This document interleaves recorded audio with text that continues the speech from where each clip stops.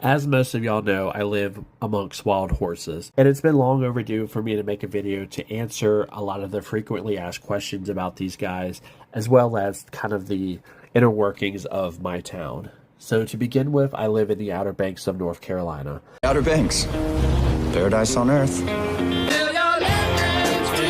And no, not the Outer Banks that you watch on Netflix, the actual Outer Banks. Specifically Carova Beach, the most northern part of OBX. And we do things a bit differently around here. You see, Carova got its name from the abbreviation between Carolina and Virginia, as we border Virginia. And we are a very young community. Established in the 1960s, we are an unincorporated town with less than 300 full-time residents. A community that coexists with the wild Spanish Mustangs and is only accessible by boat or 4x4 vehicle.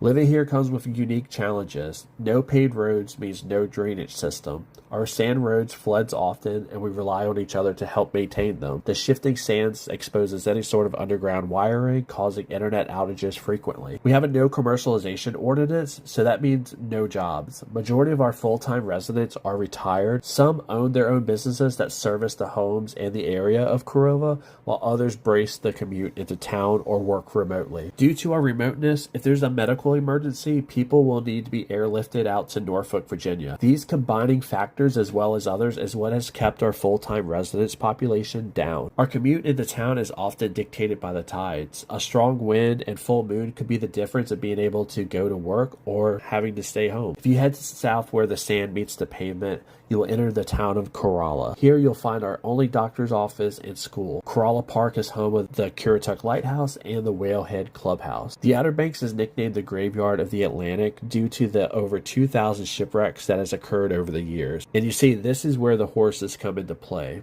The ones that you see now are descendants from the Spanish Mustangs that came on a Spanish ship way back in the 1500s. It is believed that the ship ran aground and the horses swam to shore. Now today they coexist with the community and visitors of Carova Beach, and with that comes great responsibility. Safeguards have been put into place to help keep this herd alive for another 500 years. 7,500 acres are dedicated to the horses, and this is a collaborative effort between state, federal, and even local landowners donating their own land to the horses. The nonprofit Carova Horse Fund looks after them. They're the ones who decides on their names and makes the tough decisions to remove them onto the farm on the mainland if they can no longer survive in the wild. During storms and hurricanes, they protect themselves by going more west into the more wooded areas, and they survive eating the greenage around here. But one of their favorites are the sea oat. And I think that pretty much covers all of the most frequently asked questions, but if you have any others, feel free to leave them in the comments, and I'll do the best as I can to